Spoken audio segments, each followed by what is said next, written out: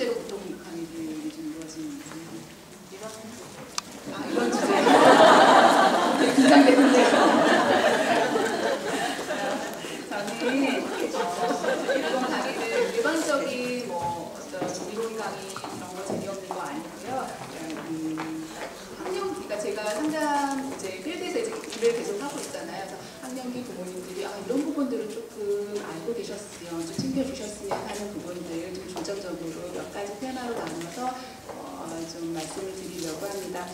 제가 미술 치료를 해요. 이렇게 외부에서는 외부 강의도 하지만 이제 센터 내에서는 이제 미술 치료라든지 아이들 심리 검사 이런 것들 진행을 하는데, 하다 보면 많은 어머님들이 그리고 주변에 이제 지인들이 그림 한 장 들고 와요. 심리주가 대체 모르겠다고, 심리주 한번 파악 좀 해보라고. 알 수 있을까요, 없을까요? 굉장히 위험한 거 아시죠? 네. 그 아이가 어떤 히스토리에서 어떻게 자라왔는지, 어떤 성향을 가지고 있는지, 그리고 그 그림을 그렸을 때 어떤 심리 상태였는지, 일시적인 심리 상태인 건지, 걔가 쭉 그렇게 자라온 아이인 건지 몰라요. 모르기 때문에 그 그림 한 장 가지고 전보듯이 절대 알 수 없어요. 그리고 아이들 심리 검사 진행할 때는 저희는 심리 얘기 나오니까 되게 관심 많으신 것 같아요. 좋아요. 심리 검사 진행을 할 때는 저희는 부모님 검사 먼저 진행을 합니다. 아이들한테 있어서 주 양육자인 엄마 그리고 뭐 아빠의 영향은 절대적이에요. 엄마 성향을 모르면 아이 성향 파악 잘 안 돼요. 그 아이는 뭐 고작 이제 뭐 9살, 뭐 10살 이런 아이인데 엄마의 인생을 알면 그 아이의 인생도 보여요. 그래서 부모님 성격 유형 검사 돌리고, 그 다음에 뭐 부모 양육 태도 검사, 그리고 심지어 아이 안 보고 어머님 상담만으로도 아이 개선되는 경우 상당히 많아요. 애 안 봐도 돼요. 어머님 이것만 고치시면 애 괜찮아질 거예요. 그러면 정말 바뀌는 경우 많아요. 그래서 어머님들 뭐 성인 상담이라든지 부부 관계 좋아지면 아이 당연히 건강해지고요. 그런 것들. 이런 얘기 좀 실질적인 얘기니까 되게 재밌죠. 그런 얘기 많이 나눠주겠습니다. 사실 되게 조심스러워요. 여기 교장 선생님께서 너무 이렇게 올보드 분이셔서 저 이렇게 막말해도, 저 사실 막말도 조금 나올 건데 막말이 나와도 괜찮을지 사실 어제 밤부터 되게 걱정했어요. 교장 선생님 여기 같이 계실까요? 아까도 교장 선생님 여기 같이 참석하시나요? 좀 막말 나올 텐데 괜찮을까요? 편하게 그냥 얘기하겠습니다. 저는 여기 교사가 아니니까요. 이게 제가 저 예쁜 폰트로 준비했는데 이게 글자가 다 깨지네요. 재미없는 글자로. 첫 번째 테마는요, 공감하기예요. 제가 얘기 하나 들려드릴게요. 입을 벌리고 자는 한 아이가 있었어요. 이 아이, 지영이라는 아이가 있는데 할아버지가 그 아이한테 지영아, 이렇게 자꾸 입 벌리고 자면 입에 벌레 들어간다, 이렇게 얘기를 하신 거예요. 그래서 이제 어느 날부터인가 지영이가 배도 아파요, 머리도 아파요, 속도 미식미식 거리는 것 같아요. 아무리 생각을 해봐도 자기가 지난밤에 벌레를 먹은 것 같아요. 자기 입에 파리가 들어간 것 같아요. 그래서 엄마한테 얘기를 해요. 엄마, 내가 파리를 먹은 것 같아. 그래서 속도 아프고 배도 아프고 머리도 아픈 것 같아. 나 진짜 파리 먹은 것 같아. 엄마 어떡하지? 라고 얘기했더니 엄마는 뭐라고 얘기했을까요? 뭐라고 얘기할 수 있겠어요? 정답이 나오면 제가 어떻게 뭐라고 얘기했을까요, 엄마는? 야, 절대 그럴 리 없어. 너 방에 파리 없어. 엄마가 얼마나 깨끗하게 사는데 너 방에 파리 없고, 그리고 파리가 들어갔다고 해도 절대 머리가 아프거나 그렇게 몸이 아프지 않아. 그렇지 않아. 라고 얘기를 해도 얘는 그래도 계속 계속 신체 증상이 있는 거죠. 그래서 엄마가 병원에 데리고 갔어요. 자, 내가 과학적으로 증명해 줄게. 엑스레이 찍어보고 무슨 과학적인 검사를 다 진행을 해본 거예요. 선생님이 아무 이상 없다는 거예요. 엄마는 겁보라고, 너 괜찮다고 라고 얘기했는데도 지영이는 계속 아파요. 그래서 엄마는 애가 아무래도 이상한 것 같아요. 정신적으로 좀 이상한 것 같아요. 그래서 상담센터로 와요. 애 이상한 것 같다고. 상담 선생님이 어떻게 하셨을까요? 지영아, 입속에 팔이 들어갔어? 오, 입 벌려봐봐. 눈 감고 입 벌려봐. 그 다음 선생님이 주름파리를 준비해서 이것 때문에 배가 아팠구나, 머리도 아팠구나. 선생님이 팔이 꺼내줬어. 자, 이거 봐봐. 네 입에서 나온 팔이다? 이것 때문에 아팠네. 자, 이제 팔이 꺼냈으니까 괜찮겠다. 그치? 라고 했더니 괜찮아지는 거예요. 그게 저희가 하는 역할이기도 하고요. 학령기 그리고 특히 초등학생 부모님들이 꼭 해주셨으면 하는 역할이기도 해요.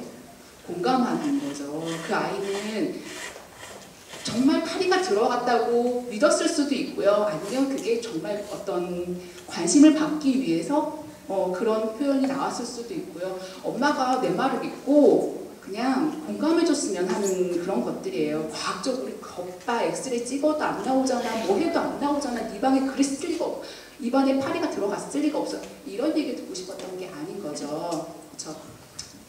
제가 경험한 거 얘기해 드릴게요. 제가 만성 두통이 있어요. 20년째. 그래서 저 입시할 때는 왜 그 타이레놀 한 케이스씩 거의 먹고 살았어요. 그래서 의사가 되게 걱정할 정도로. 그러니까 아침에 딱 눈을 뜨면 오늘 아침은 좀 맑겠다, 아니면 찌뿌드드 하겠다가 정말 아침에 눈 뜨면 그게 딱 결정이 되는 거예요. 그게 하루 종일 가는 거예요. 죽을 맛인 거예요. 그래서 저도 검사 다 해봤죠. 여기 몇 년, 3년 전에 여기 백병원 일산병원에서 저 왜 MRI, CT 다 찍고 뇌 검사 다 했어요. 그 뭐 어지럼증 검사 뭐 그 코스별로 있더라고요. 한 4시간을 검사를 다 했어요.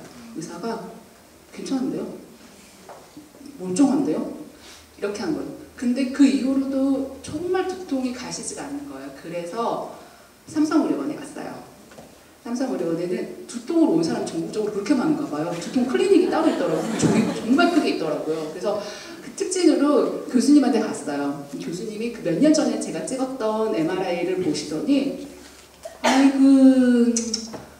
뇌 자체가 굉장히 예민한 뇌네요. 무슨 일 하세요? 저 상담을요. 이렇게 예민한 사람이 그렇게 예민한 일을 하니까 머리가 아플 수밖에 없네. 예민한 뇌네. 그래서 카페인 줄이시고 기본적인 얘기해서 정말 제 내 사진 보자마자 한 30초도 안 만났던 것 같아요.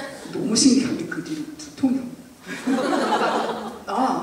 내가 그 왜 막연히 도대체 뭘까 이 두통의 증상이 어젯밤 그 일 때문일까 뭐 때문일까 막 고민을 하다가 너무 명쾌하게 나는 그래 예민한 뇌였어.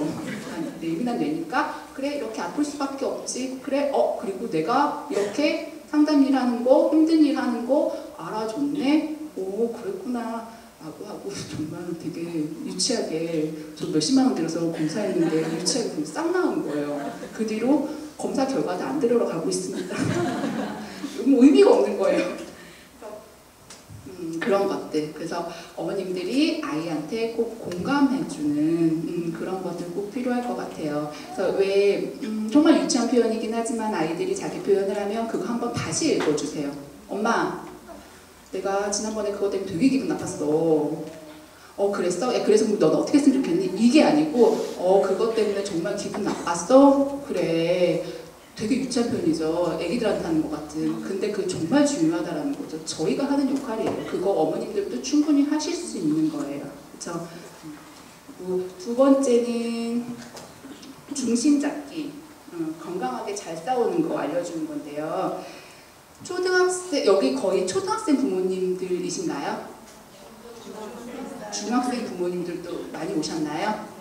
네. 학령기 부모님들이 학교 문제, 아이들 학교 문제로 오시면 가장 많이 고민하는 게 뭘까요? 우리 애가 성적이 떨어졌어 이런 거 아니에요. 이런 거 아니고 우리 애가요 누구랑 싸웠어요. 근데 도대체 이 엄마는 상식 밖의 여자예요. 내가 어떻게 이걸 해결했으면 좋을까요, 선생님? 그리고 뭐 나중에 얘기하다 보면 뭐 패도 갈리고 난리도 아니에요. 그러니까 어느 학교에서는 다 마찬가지예요. 근데 요즘엔 조금 더 연령대가 낮아져서 유치원부터 시작해요. 유치원 어머님들부터 우리 애가 이렇게 싸웠는데 이렇게 맞고 왔는데 내가 절대 넘어갈 수가 없다고. 그래서 우리 이렇게 다툼이 있었는데 어떻게 해결해야 될지 모르겠다라고 질문하시는 거 정말 많은데 애들 사소한 장난 그리고 이런 걸로 시작되는 게 나중에는 너무 재밌게도 팩트는 없어요. 그냥 부모님 싸움이 되는 거예요. 시작은 아이가 이렇게 A라는 친구가 이렇게 표현을 해서 이렇게 싸움이 됐고요. 이게 몇 년 몇 월 며칠에 이렇게 시작됐어요. 이런 팩트 하나도 없어요. 그 엄마가 나한테 이렇게 얘기했다고, 우리 애한테 이렇게 얘기했다고 라는 감정 싸움이 되게 마련이죠. 그래서 이런 상황에서 부모님들이 중심 못 잡고 개인 감정에 휩싸이는 경우가 정말 많은데 상황 해결도 못하고 그 다음에 아이 교육도 망치게 되는 거죠. 다른 학교에서 최근에 있었던 사례 말씀을 드릴게요. A라는 애가 B라는 애를 놀리고 괴롭히는 거예요. 그래서 선생님이 이 사실을 알고 A라는 애를 나무랬어요. 야, 너 그렇게 하면 안 되지. B라는 애 속상하잖아. 그렇게 하지마. 사과해. 라고 했더니 A라는 애가 잘못 인정하고 그래 미안해. 이러고서 그 자리에 서서 사과를 했어요. 근데 이제 애들이 말 잘 들으면 애들인가요? 계속 이제 반복이 되는 거죠. 반복이 되는데 이 사실을 이제 B 어머님이 아신 거예요. 그래서 화가 났어요. 그래서 A 어머님한테 전화를 했어요. 당신 애가 우리 애한테 이렇게 놀리고 괴롭혀서 우리 애가 너무너무 속상하고 학교도 다니기 싫다 그랬고 나 너무 화가 난다. 사과를 해라. 라고 얘기를 했더니 A 어머님은 너무 당당하게 애들끼리 그럴 수도 있는 거지. 사실 어머님도 제일 많이 하는 표현이죠. 가해자 어머님들이 가장 많이 하는 표현이죠. 애들끼리 그럴 수도 있는 거지. 뭘 그런 거 가지고 전화를 하고 유난을 떠냐고 막 하신 거예요. 그래서 이 어머님이 이제 근데 위험한 건 그 어머님 선에서 그렇게 끝났으면 되는데 이제 그 후폭풍이 위험한 게 A라는 태도가 바뀐 거예요. 우리 엄마가 그렇게 얘기를 했잖아요. 애들끼리 그럴 수도 있는 거지 라고 얘기를 했잖아요. 그걸 본 A 태도가 바뀌었어요. 되게 당당해진 거예요. 선생님 이럴 수도 있는 거죠. 라고 태도가 바뀐 거예요. 사과도 하지 않아요. 그러니까 빽이 생긴 거죠. 우리 엄마 그랬어. 우리 엄마가 해결해 줄 것 같아 왠지. 그러니까 자기 행동에 대해서 정당화시키고 사과도 하지 않는 거예요. 그래서 결국 정말 화가 난 B 엄마가 이제 이 문제를 공론화시키는 거예요. 학부모 다 소집하고 교사한테도 이런 문제가 있었고 저 엄마가 사과를 하지 않았고 그래서 우리 아이가 어떻게 상처를 받았는지 애들한테 수업 시간에 다 얘기해 주세요. 라고 얘기해서 그 교사가 그렇게까지 얘기를 했어요. 이렇게 좀 문제가 커진 경우인데 누구 잘못일까요? 굳이 잘잘못을 따지자면 이거 누구 잘못일까요? A 어머님일까요? B 어머님일까요? 잘해야 돼. 네? 잘해야 돼. 둘 다요? A가 가해자예요. B가 피해자예요. 굳이 나눈다면.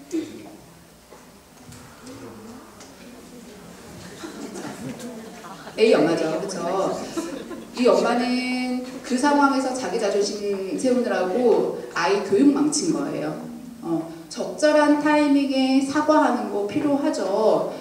애들 싸우고 자라요. 여기서 저는 맹세코 단 한 번도 싸운 적이 없습니다. 혹시 있으세요? 저는 거짓말도 단 한 번도 해본 적 없습니다. 없으시죠? 저도 어렸을 때 막 막말하면서 자랐어요. 거칠게 자랐어요. 애들끼리 그럴 수 있어요. 맞아요. 그 어머니 말대로 애들끼리 그럴 수 있어요. 하지만 그 어머님이 자기 자식을 생각을, 자기 자식 교육을 생각을 한다면 그래, 그래 네 때는 그럴 수 있어. 하지만 너가 이렇게까지 친구한테 괴롭히고 말장난 심하게 한 건 너가 분명 잘못한 거야. 이럴 때는 사과하는 거야. 라고 하는 게 정답인 거죠. 그 아이 교육을 위해서도 그 어머님은 사과를 하셨어야 되는 거예요. 그쵸?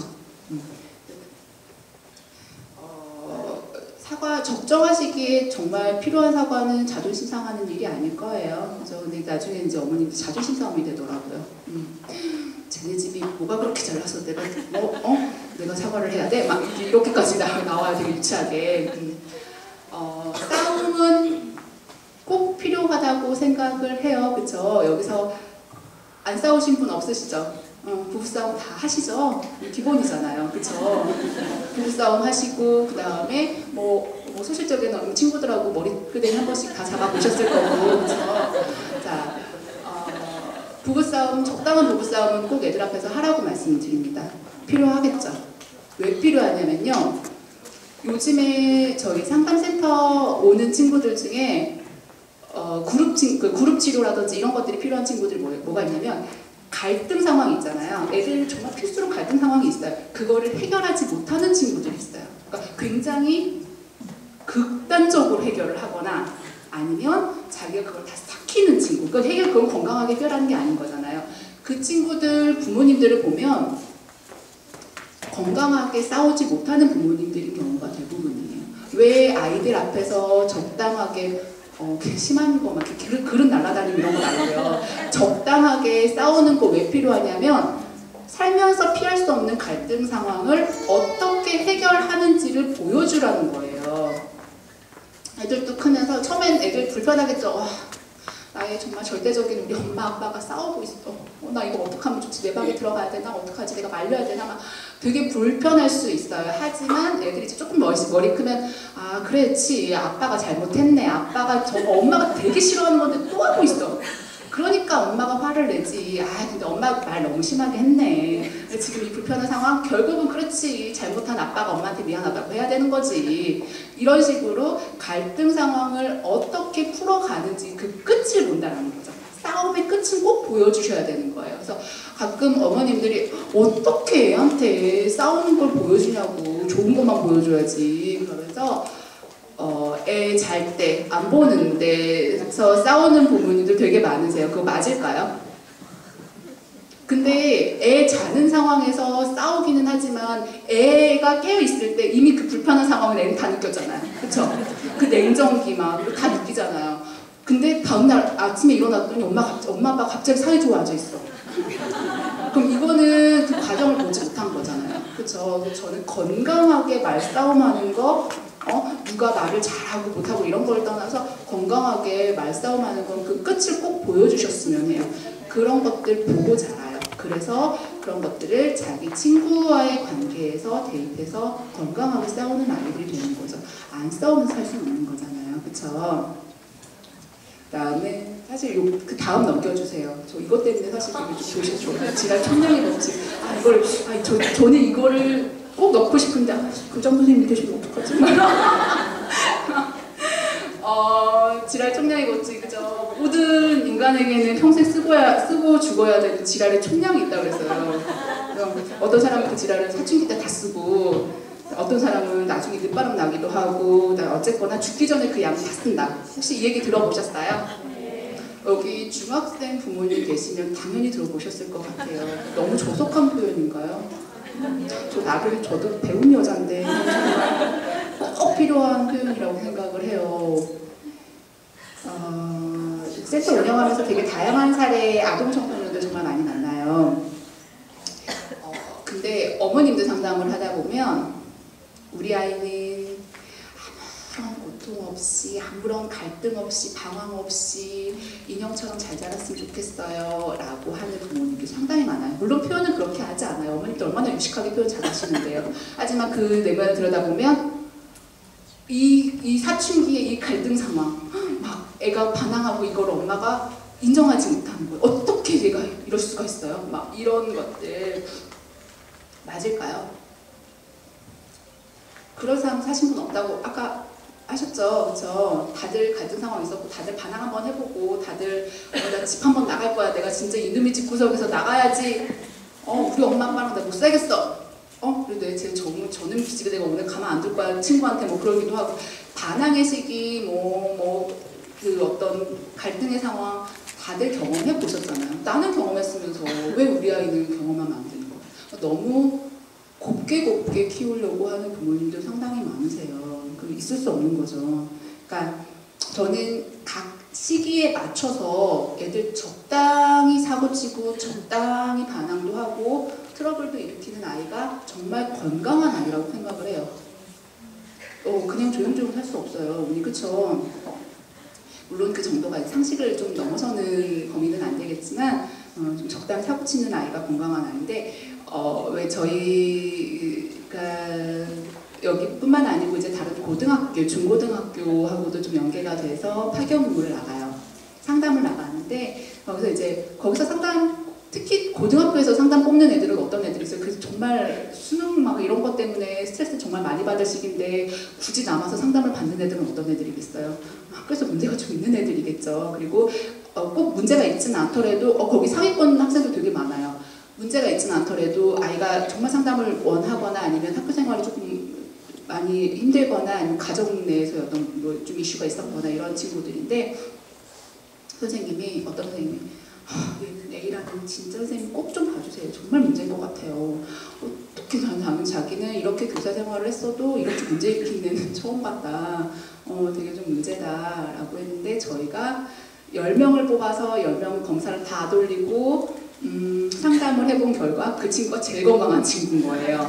그런 경우 있어요. 선생님 얘는 선생님 조금만 더 참으면 얘 앞으로 되게 건강해질 거예요. 얘는 지금 이게 정점에 이르는 거지 다시 사그라들 애예요. 근데 나머지 애들은 그게 아직 내면화돼 있고 표출이 안 되는 애라서 정말 어느 순간에 어떻게 빵 터질지 모르는 되게 위험한 아이들이에요. 근데 그 선생님들 처음에는 아니라고 지금 되게 모범생이라고 진짜 공부도 잘하고 정말 착실한 아이라고 하는 아이들이었거든요. 그 친구들 나중에 문제가 많아졌죠. 그래서 그렇게 좀 적당하게 사고치는 것이 필요하다고 생각을 합니다. 왜 화내는 것도 그렇지 않나요? 적재적소에 그냥 그때그때 좀 화내는 사람들은 뒤끝도 없어요. 무섭지도 않아요. 근데 꾹 누르고 있다가 어느 순간 빵 터지는 사람들 있죠. 사고도 마찬가지라고 생각을 해요. 그래서 그렇게 필요한 시기에 그 적재적소에 그렇게 조금 분출하는 아이들이 건강한 아이들이에요. 근데 여기 학교의 특성이 많이 유해해요, 애들이. 저도 와서 한 번씩 아이들 보고 그다음에 저희 선생님들하고도 여기 광성드림학교에 대해서 좀 얘기를 하면 아이들이 많이 너무 여리여리하다라는 느낌 많이 받아요. 혹시 공감하시나요? 진짜 공감하세요? 네. 그래서 저희끼리 속된 말로 야, 애 뒤에서 엄마가 이렇게 하고 있는 게 보이지 않냐? 막 그래요. 얘기해야 할까 말까 되게 고민인데 엄마의 그림자들이 느껴지는 아이들이 있어요. 정말 잠깐만 봐도 그런 아이들이 있어요. 자,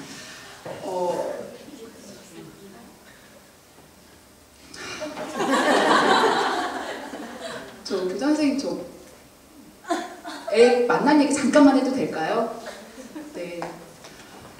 어떤 아이를 만났는데 보는 순간 숨이 탁 막히는 거예요. 얘 되게 예뻐요. 여자아이고 여기 시험을 보러 온 아이였어요.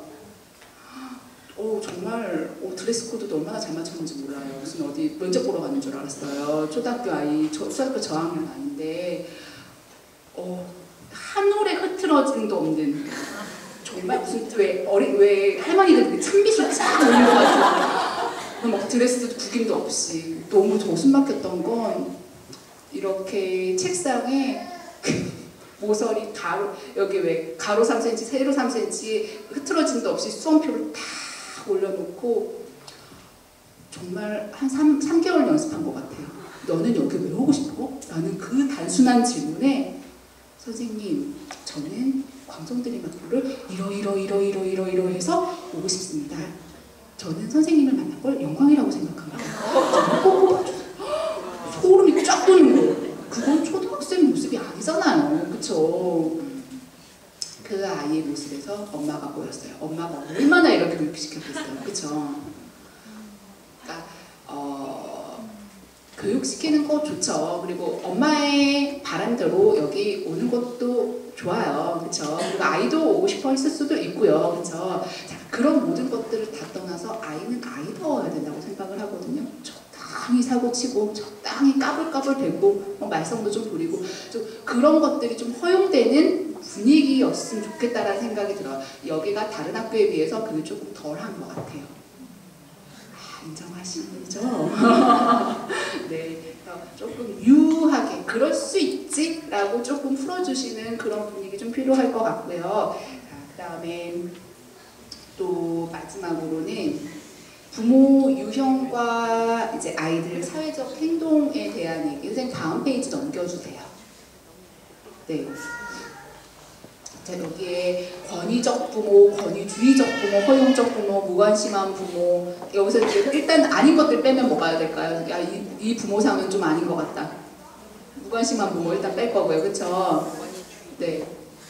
허용적 부모는 왠지 조금 될 것 같기도 하고 좀 아닐 것 같기도 하고. 가장 바람직한 부모상은 어떤 걸까요? 허용적 부모 손 들어보세요. 아무도 없으세요? 진짜로요? 권위적 부모. 지금 사회적 행동을 읽고 계셔서 정답을 찾고 계시는 거죠. 권위적 부모랑 권위주의적 부모랑의 차이점 뭘까요? 권위적 부모는 말 그대로 정말 카리스마 있는 권위가 있는 부모인 거고요. 권위주의적 부모는 본인이 그 권위를 내세우는 거예요. 왜? 옛날 아빠들 그런 거잖아요.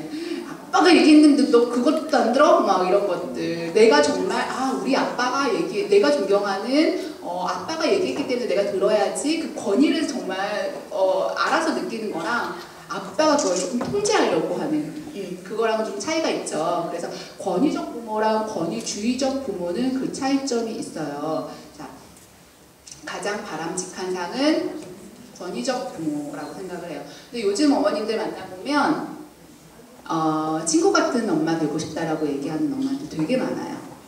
어떻게 생각하세요? 아닌 것 같으세요? 네, 누군가 한 분 용기 있게 이건 왜 아닌 것 같은지 혹시 두 마리 토끼 다 잡을 수 없다고 생각을 해요. 친구는 친구여야 되고요. 부모는 부모여야 되는 거예요. 그쵸? 그 아이는 그 친구 같은 부모라는 그 말도 안 되는 타이틀 속에서 되게 헷갈려해요. 엄마는 엄마인데 뭔가 틀이 없어. 권위도 없어. 뭔가 내 말을 들어야 될 것 같긴 한데 싫어. 난 내 친구 말도 안 듣는데 내가 왜? 막 이렇게 돼버리는 경우가 있어요. 그러니까 컨트롤이 잘 안 된다고 상담이 오시는 경우가 대부분 이런 경우예요. 우리 애는요, 내가 뭐라고 얘기하면 정말 콧방귀도 안 껴요. 진짜 힘들어요. 그래서 이거에 대해서 쭉 어머님께 설명을 해요. 권위적 부모는 이렇게 되고 어머님 아이를 이렇게 조금 훈육을 하셔야 되고요. 그 다음 주에 오세요. 선생님 진짜 했는데요. 그래도 안 돼요. 왜요? 어머님 짜증내셨죠? 짜증내는 것과 훈육을 하는 건 정말 다르거든요. 근데 어머님들이 되게 많이 착각을 하세요. 지영아, 너가 지금 이런 행동을 하면 왜 안 되는 건지 쭉 정말 이렇게 왜 좀 카리스마 있게 탁 잡아서 포인트를 잡아서 얘기를 하는 건 훈육인 거죠. 왜 안 되는지에 대한. 야! 하지 말랬잖아! 너 진짜 엄마가 되게 안 들어. 아무튼 너 진짜 이따가 알아서 봐. 막 이건 뭐예요? 짜증인 거죠. 대부분의 어머님들이 짜증을 내세요. 나중에는 얘 진짜 말 안 듣는다고 와요. 나 같아도 말 안 듣겠어요. 왜 부부싸움 할 때도 그렇잖아요. 이렇게 논리정연하게 쭉 얘기를 하면 일단 되게 듣기 싫은데 맞는 말이니까 좀 드러나 보자라고 하는데 짜증을 내기 시작하면 누군 짜증 못 내서 못 내? 안 내? 막 이렇게 되는 거잖아요. 감정적으로 나가게 되는 거죠. 좋으세요? 그래서 초기 상담 왔던 애 중에 그 엄마 호소가 그거였어요. 애가 컨트롤이 안 된다라는 거예요. 도대체 내 말을 안 들어먹는다. 그래서 엄마가 상담하고 있는 사이에 제가 그 애를 잠깐 만났어요. 만나려고 만난 거는 아니고 선생님하고 이제 상담하고 있는데 제가 이제 그 사무실에 있으면서 애가 초등학교 3학년인가 그랬었던 것 같아요. 동생하고 같이 왔어요. 이렇게 막 휘젓고 다니는 거예요. 그런 애들이 있어요. 왜 이렇게 여기는 선생님 여기는 어디예요? 들어가 봐도 돼요? 그때 좀 조심성이 있는 친구가 있는가 하면 그런 거 없어요. 정말 막무가내로 다 열어보고 다 헤집어보고 하는 아이들이 있어요. 그 친구가 그런 경우였는데 지영아 여기는 다른 친구들 수업하는 데야. 나가서 기다리자 라고 얘기했더니 그 친구 뭐라고 했느냐? 왜냐면 어린애 말꼬투리 하나하나 다 잡는 거예요. 저도 여기서 하면 안 돼요? 여기는 친구들이 아까 근데 나갔 전에는 내 친구 아니에요. 걔 동생이잖아요. 동생들이 수업하는 데잖아요. 걔는 내 친구도 아닌데 왜 여기서 수업해요? 그러니까 그 선생님이 친구들이 수업하는 데야 라는 그 말 한마디 꼭두리 딱 잡아서 시비 거는 아이인 거예요. 그러니까 엄마랑 대화가 안 되는 거죠. 그래서 그 어머님이 이제 결국은 이제 저희 치료를 받고 있는데 치료 끝나고 어느 날 이제 집에 가는데 아이가 이제 고집을 피우기 시작한 거여서 그 엄마가 어떻게 행동을 하는지 저희는 항상 봐요. 그러니까 개입하지 않아요. 치료실 밖으로 나오면 저희는 개입하지 않아요. 어머님이 아이를 어떻게 설득해서 데리고 나가는지까지 저희는 다 관찰을 하거든요. 근데 그 어머님이 그때 상황이 애가 뭐 사달라고 했던 것 같아요. 엄마 나가는 길에 나 인형 사줘. 나 뭐 살 거야. 라고 했더니 이 어머님이 설득 방식이 그거였던 거예요. 지웅아, 네가 사달라고 하면 동생도 사달라고 하잖아. 그리고 지금 엄마 돈도 안 들고 왔어. 라고 얘기를 했어요. 이 상황에서 어떻게 대답을 하는 게 맞을까요, 어머니? 이 어머님이 표현하신 거 뭐가 포인트가 뭐가 잘못됐을까요?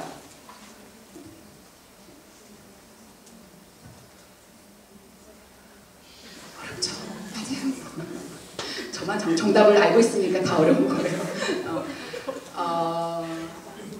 이 친구같이 말꼬투리를 잡는 권위, 그러니까 어린아이에 대한 권위를 못 느끼는 친구한테는 이렇게 훈육이, 그러니까 딱 잘라서 얘기하는 게 아니고 그 상황, 안 되는 상황을 설명하려고 하면 이 친구는 말꼬투리 다 잡아요. 그럼 동생도 사주면 되잖아. 그러니까 자기 의견이 관철될 때까지 계속 요구를 하는 거예요.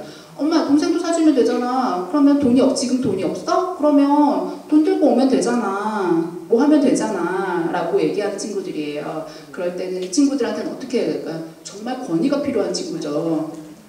지영아, 너랑 우리 약속했던 게 1년에 한 번만 인형 사기로 약속했었지. 그치? 지금 그거 아니지? 안 돼.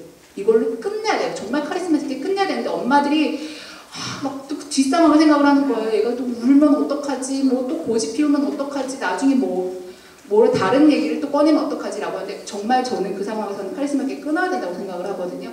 그래서 친구 같은 부모, 감정의 호소, 아이한테 얘기할 때 감정의 호소에서 감정에 이끌려서 얘기하는 거 아니고 정말 카리스마 있게 딱 끊어서 왜 안 되는지에 대해서만 맺고 끊음을 분명하게 하는 그런 좀 권위적인 부모의 모습이 좀 필요할 것 같아요. 그렇죠?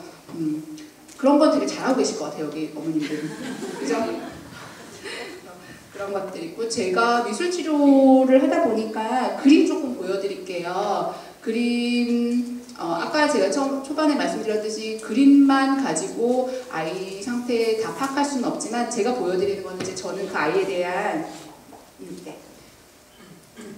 히스토리를 제가 알고 있기 때문에 잠깐씩 보여드리는 거예요.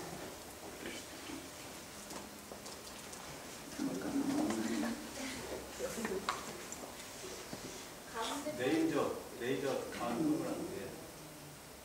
요걸로. 네. 이건 여기 학교 글에서 나온 그림이에요. 이 친구 어때요, 어머니? 집그림이에요. 건강해 보이나요?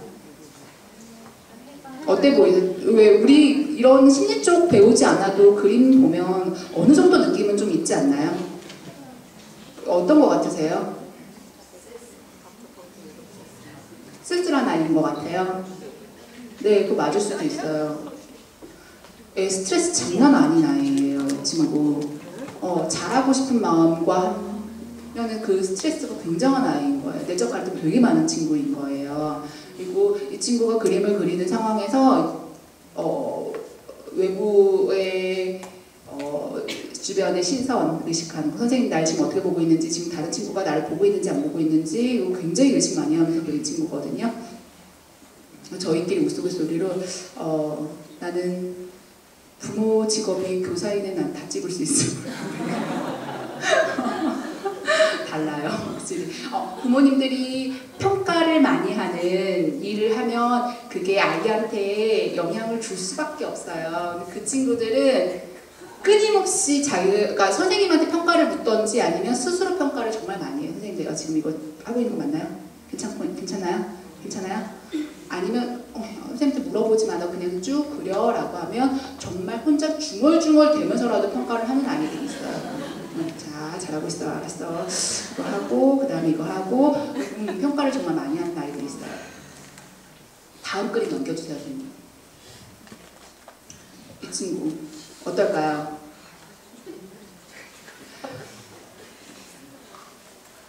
안정적이어 보이진 않으시죠? 그쵸? 보통 이제 교과서적인 해석으로 따지면 보통 창문은 관심이에요. 외부에 대한 관심.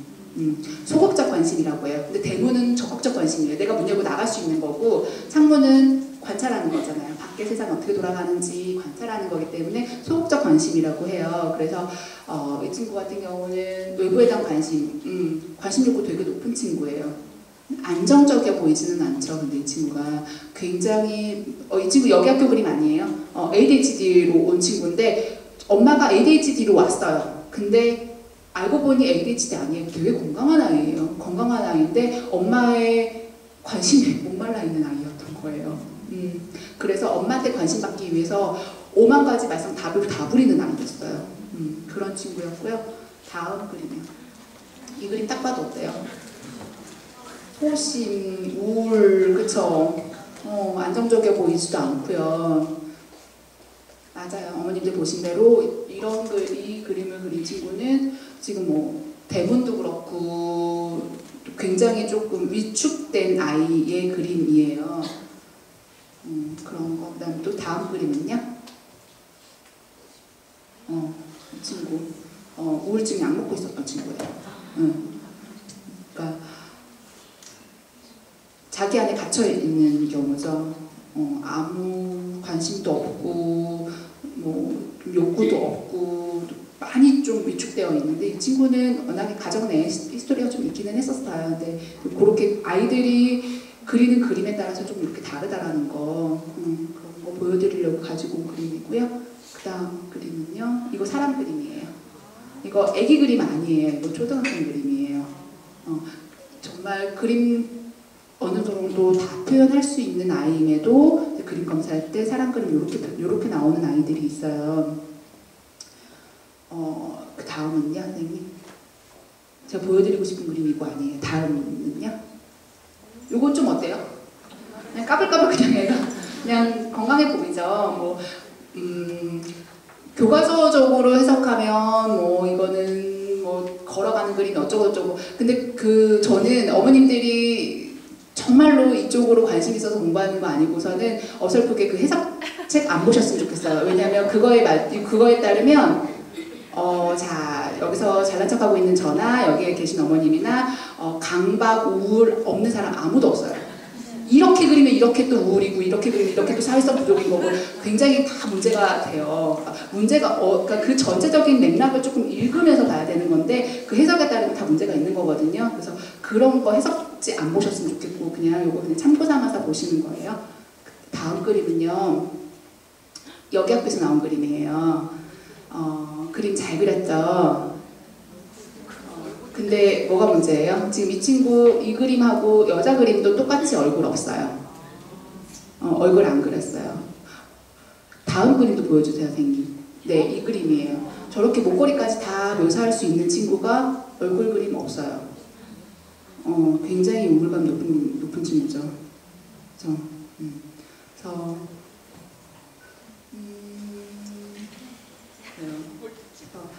사람이 눈을 그리고 코를 그리고 입을 그린다는 거 왜 우리 사람 그릴 때 왜 비슷한 패턴이 있어요. 이렇게 얼굴 그리고 몸 그리고 마지막으로 이제 조금씩 묘사하는 것들 그리고 조금 더 그게 어린 아이들 같은 경우는 막 그 작은 묘사에 더 치중하는 아이들이 있어요. 얼굴 묘사라든지 머리카락 묘사라든지 이제 그런 것들이 보통일 텐데 지금 이런 경우는 아이가 외부에 대한 어떤 거부감일 수도 있고요. 좀 우울감일 수도 있고요. 그런 좀 의미를 둬서 볼 수 있는 그림들인 거예요. 다음 그림 보여주세요. 나무 그림 이거는 그냥 뭐 평범한 그림이죠. 특별히 의미를 두지는 않아요. 다음 그림. 이거 어때 보이세요?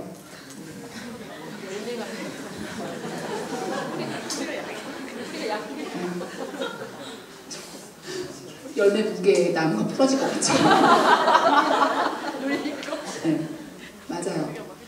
그 기둥은요 보통 자존감이라고 표현을 하고요. 내가 버틸 수 있는 힘인 거잖아요. 그렇죠? 열매는 뭘까요? 애정욕구. 애정욕구. 애정욕구 정말 많은 아이인가.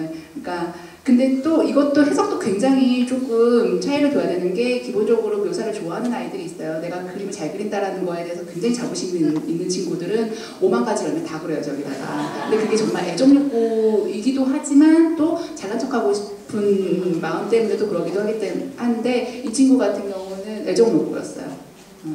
그래서 누가 나한테 관심 좀 보여주세요 제발 이런 친구였고요. 그 다음에 보이세요? 안 보이죠? 이거 그림 있는 거예요. 나무 그림 있는 거예요.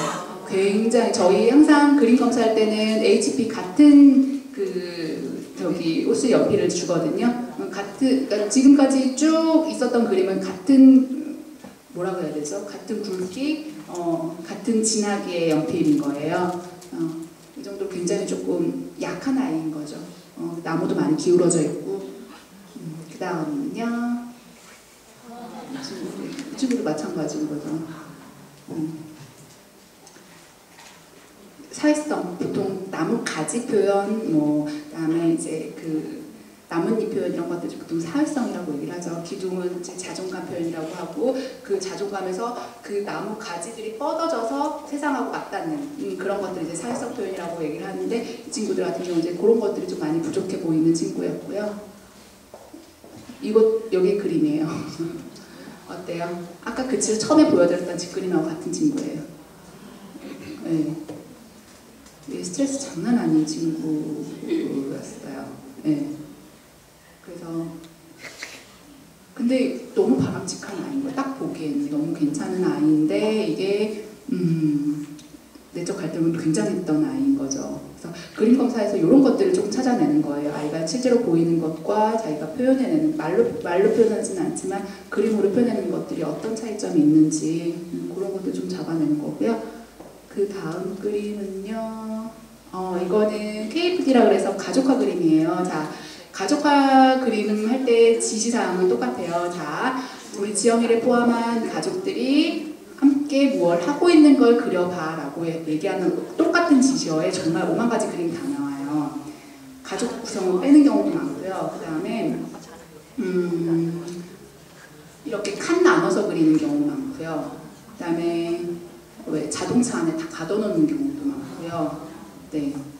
근데 아이들이 그거에 대해서 물론 설명은 해요. 뭐 아빠는 어디 가서 지금 없어요. 그래서 그림에서 뺐어요. 뭐 우린 지금 여행 가고 있어요. 라고 얘기는 하지만 그 아이 설명을 일단 좀 배제시킵니다. 그림으로 좀 우선 보는 그림이니까 검사 중에 하나예요. 왜냐하면 어떤 상황에서든 그림을 이렇게 표현했다라는 거, 칸막이로 나눴다는 거, 그 다음에 차 안에 모든 가족들을 다 가둬놨다는 거, 어느 구성원이 빠졌다라는 거, 그거 자체로 좀 의미가 있는 거기 때문에 이렇게 좀 칸 나눴고, 그 다음 뭐 그 그림 그리는 순서라든지 누구 옆에 놨다는 거, 이런 것도 좀 있고요. 다음 그림 넘겨주시면, 네, 이거 뭐 그냥 그림을 못 그렸을 뿐이지 내용 괜찮은 친구였어요. 엄마 아빠 다 있고 이런 거 의외로 가족 그 자동차 안에 가족 다 가둬놓는 경우가 많아요. 초등학생들 되게 많아요. 초등학생들 제일 많이 그리는 그림 유형 중에 하나가 같이 여행 간다 그러면서 자동차 안에 다 가둬놓는 거랑 또 하나는 칸막이를 나눠놓는 거. 그러니까 가족들끼리 소통이 없다라는 거예요, 정말로. 가족 분명히 지시어가 자, 너랑 함께 가족들이 뭘 하는 그림을 그려줬거든요. 근데 칸막이를 굳이 그걸 다 나눠가지고 아빠는 방에서 뭐 하고 있고 엄마는 주방에서 뭐 하고 있고 이런 거예요. 그나마 제일 건강한 애들이 이제 같이 모여가지고 밥 먹고 있고 같이 게임하고 있고 이제 이런 그림인데 진짜 10명, 20명 검사하면 1명 정도 나와요. 나머지는 이제 다 각각 뿔뿔이 흩어져서 나오는데 이렇게 자동차에 가둬놓는 그림. 그 다음 그림은요? 이런 거 그림 못 그려서 그렇지 되게 예쁘지 않나요? 같이 다 바리바리 싸들고 소풍 가는 그림이에요. 네, 그리고 여기까지고요. 제가 이렇게 한 번씩 그냥 요런 케이스에서는 이렇게 그림이 나오기도 해요라는 의미에서 말씀을 드린 거고, 저는 이런 강의할 때마다 어머님들께 꼭 당부의 말씀드려요. 절대 집에 가서 애들한테 그림 그려보고 시키지 마세요. 조금 배워 들었는데 너 가족하고 그려봐봐. 자, 너를 포함한 가족들이 뭘 하고 있는 걸 그려봐. 절대 이거 시키지 마세요. 그리고 그 성분하게 살아가는 거거든요. 그쵸? 절대 시키지 마시고요. 간혹 그런 경우가 있어요. 어떤 어머님이 되게 정말 우울해서 오셨어요. 우리 애가요, 그림이 맨날 칙칙해요, 선생님. 맨날 칙칙해, 검정색, 갈색 막 이런 것만 있어요. 이 어머님이 이제 미술치료 이런 왜 평생교육원 이런 데서 공부를 좀 하셨던 분인 거예요. 선생님, 애들 색채심리에 따르면 이게 우울이고 불안이고 막 이런 얘기를 하세요. 나중에 알고 보니까 그 친구가 뭐였냐면 일반 초등학교 학생이었거든요. 크레파스 맨날 안 챙겨간 거예요. 그 옆에 애가 크레파스 빌려달라고 했더니 지가 싫은 미우색만 빌려준 거예요. 그럴 수 있다라는 거죠. 모든 상황을 다 염두해 두고 그럼에도 아이가 계속 반복적으로 이렇게 그림을 그리고 색깔을 썼다라고 하면 의미를 줄 수 있지만 절대 그림 하나 가지고 판단하려고 하지 않으셨으면 합니다. 저는 오늘 되게 시간이 짧았어요. 그쵸? 말도 되게 빨랐죠? 괜찮으셨나요? 네, 감사합니다. 저는 제가 이제 쭉 1시간 동안 말씀드린 것 중에 어머님들이 꼭 기억하셨으면 하는 것들이 이제 그거예요. 공감하는 거랑 그다음에 질환 총량의 법칙 꼭 기억하셔서 우리가 그럴 때다 그냥 너그럽게 좀 봐주시기도 하고, 그다음에 좀 유하게 키우셨으면 좋겠어요. 너무 올가매지 않고 아예 숨통 막혀요. 그쵸? 그런 훌륭한 부모님들 되시리라 믿으면서 마무리하겠습니다. 감사합니다.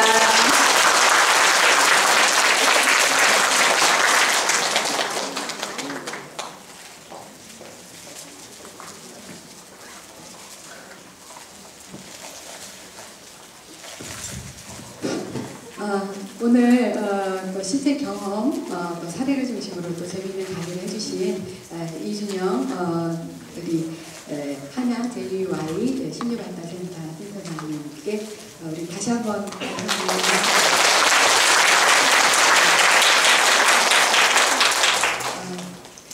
저희가 이제 학교에서도 이제 상담 선생님을 모셔서 상담을 하는데요. 문제가 있어서 상담을 한다 이렇게 생각을 하시지 않았으면 좋겠어요. 그러니까 작은 그런 아이들이 갖는 갈등, 어려움 이런 것들을 그냥 조금 더 효과적으로 도움을 주어서 학교 생활을 정말 이렇게 즐겁게 행복하게 이렇게 할 수 있도록 가끔은 저희 교사도 아이들을 충분하게 이해하지 못하는 어떤 부분들이 있고 또 부모님들도 또 마찬가지인 것 같아요. 그래서 전문가의 도움을 필요로 하면서 그래서 아이들이 우리 학교에서 더욱더 행복하게 이렇게 잘 지낼 수 있도록 그러면서 정말 바르게 잘 성장할 수 있도록 이렇게 돕는 거라고 생각하시고 오늘 또 이렇게 들으시면서 이렇게 상담을 받는 혹시 학생들의 경우 혹시 이게 많이 문제가 있구나 또 혹시 우리 가족의 히스토리가 드러날까봐 혹시 연연한다든가 이럴까 전혀 그런 생각하지 마시고 적극적인 아이들을 이렇게 적극적으로 도울 수 있을 때 특별히 어릴 때 혹시 약간의 약간의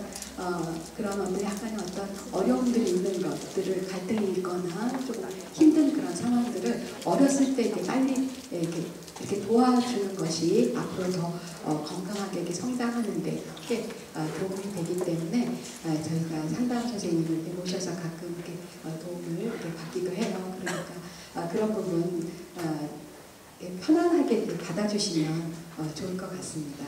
아이들도 즐거워해요. 또 이렇게 또 같이 이렇게 놀이를 하면서 그냥 그런 마음에 있는 것들을 이렇게 조금씩 이렇게 내려놓기 때문에 아이들에게 바로 많은 게 도움을 받으니까 어려워하지 마시고요. 아이들 가운데 이제 지금 이렇게 조금씩 누구나 다 있는 것 같아요. 우리 어른들도 마찬가지잖아요. 그런 것들 누군가에게 또 이렇게 표현 못하는 그런 것들이 있는 것 같아요. 표현하고 후련하잖아요. 그리고 그런 것들이 자연스럽게 해소되는 그런 부분들이 있는데 선생님에게 할 수 없고 또 부모님에게 할 수 없는 어떤 그런 부분들을 또 이런 상담 선생님께서 이렇게 도와주실 수 있어요. 그러니까 중등 같은 경우도 마찬가지인 것 같아요. 그래서 언제든지 부모님들께서 적극적으로 이렇게 조금 좀 도와주셨으면 좋겠어요. 이렇게 말씀해 주시면은 또 이렇게 도와드릴 수 있을 겁니다. 네.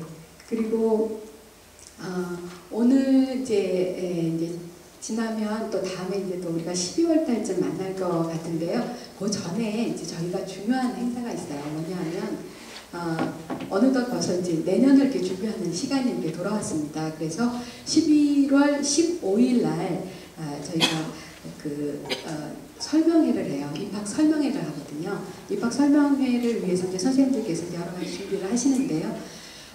가장 좋은 홍보가 뭐냐면요. 저희가 이제 뭐 광고지를 돌린다든가 우리 학교 오십시오 이렇게 뭐 광고지를 돌린다든가 우리 학교 홍보물을 만들어서 돌린다든가 또 어떤 학교는 막 플랜카드 이렇게 붙이고 다니잖아요. 근데 사실은 그런 것보다 제일 좋은 홍보는요.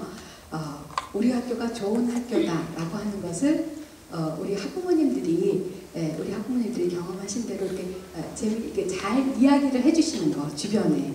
그래서 또 좋은 학생들이 지금 우리 정말 훌륭하신 학부모님들 모시고 저희가 어린이들 열심히 또 학생들 열심히 교육하고 있는데 또 마찬가지로 정말 주님 안에서 바르게 아이들 그리스도의 제자로 정말 능력 있는 제자로 길러가길 원하시는 그런 좋은 학부모님들께 우리 학교를 많이 이렇게 소개를 하시면 좋을 것 같아요. 그리고 11월 15일 2시에 입학 설명회가 있으니까 그때 와서 학교에 대해서 잘 소개를 받고 와서 또 함께 같이 이렇게 공부하자 이렇게 권유를 해주시면은 또 우리 학교의 좋은 정신을 계속해서 이어갈 훌륭한 학부모님과 학생들이 와서 또 교육을 받고 저희 학교가 계속해서 하나님이 기뻐하시고 또 모든 사람들에게 사랑받는 그런 학교로 계속 발전할 수 있을 거라고 생각합니다. 부모님들의 적극적인 홍보를 부탁드립니다. 오늘 이것으로 원래를 마치도록 하겠습니다. 감사합니다.